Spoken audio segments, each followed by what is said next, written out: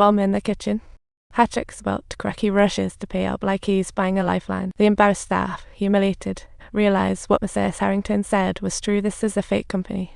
The secretary suppresses his anger and forces them to chill out, but not before he advises the FBI to check Mrs. Harrington first before accusing. Their marriage is like boiling water, ready to erupt. According to the prenup, divorce means she gets nothing, but if hubby dies, she gets half his assets. Patrick's totally puzzled. How does this guy know their business? His secretary wants to play dumb but ends up just having to skedaddle.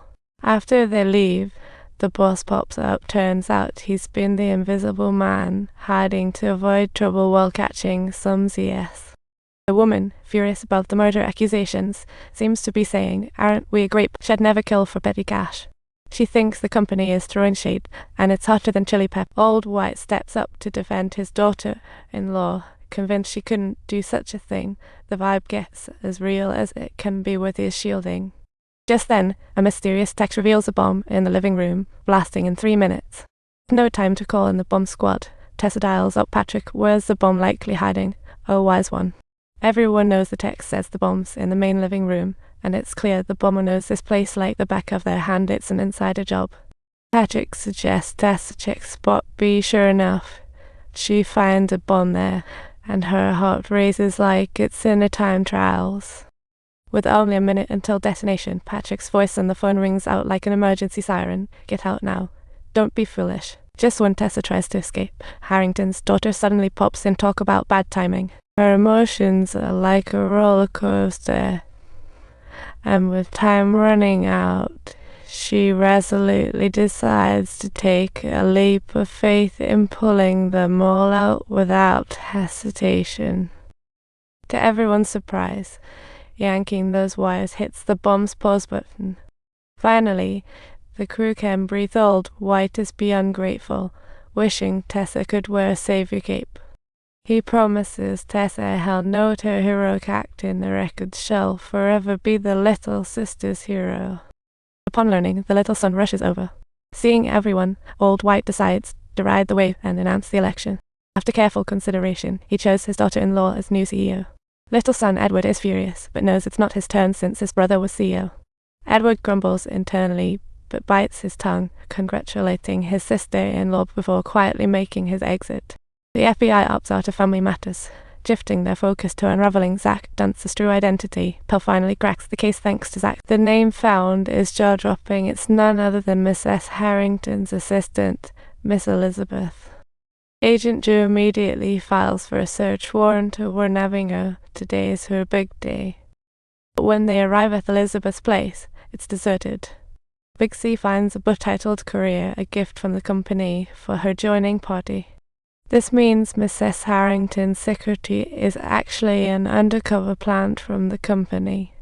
Seeing this, Patrick can't help but grill the boss. You seriously don't know the bomb's a thing? But the boss acts like she's got the upper hand, dishing out an invincible counterattack against Patrick. No, Patrick, all about your archenemy, Bloody John. This topic hits Patrick right where it hurts. You can't tie me down. I fear not aiming for the moon. Patrick's gaze freezes like an iceberg, leaving her visibly rattled. Ultimately, under pressure, she spills Elizabeth's whereabouts, but all she knows is Elizabeth's hunting down Edward at what remains a Big C and Pell raid Edward's mansion overnight, only to be stunned by the sounds popping from the sofa. Take it easy, Doc. Are you alright? Everything's cool, right? When Edward gets taken to the FBI, he's still in shock. He insists he's just friends with Elizabeth. I had no idea the woman I bedded was an undercover, let alone she placed a bomb in my house. Big C suspects Elizabeth's night roaming might be an excuse to kill again. Was it because they exposed the company as a scam? Meanwhile, Elizabeth's under Agent Drew's questioning. He's suspicious she might have an accomplice in the wings. Come on, Mrs. Harrington said Elizabeth was right there when her husband was murdered, so rule her out.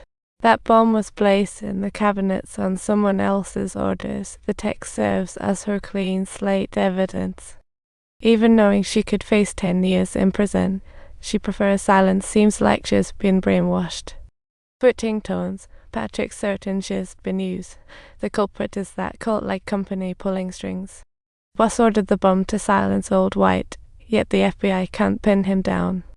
Just as things are tense, Old White and his wife Tara are here for a ceasefire. Upon seeing Edward, Tara's definitely not happy. "You bastard, how could you sleep with someone who almost blew us up?" Watching this unfold, Patrick formulates a reverse plan. He uses Elizabeth's confiscated phone to send Old White a threatening text. The text claims the organization will retaliate against Old White. Sending a jolt through him, Patrick's acting successfully dupes the old man. Fuming, Old White demands the director, "Why catch Elizabeth yet still get threats?" The director guesses it's cloned identity or circulating signals, definitely an accomplice. Safeguard Old White, the FBI reinforces 24/7 close protection, preventing more surprises. Next episode coming up.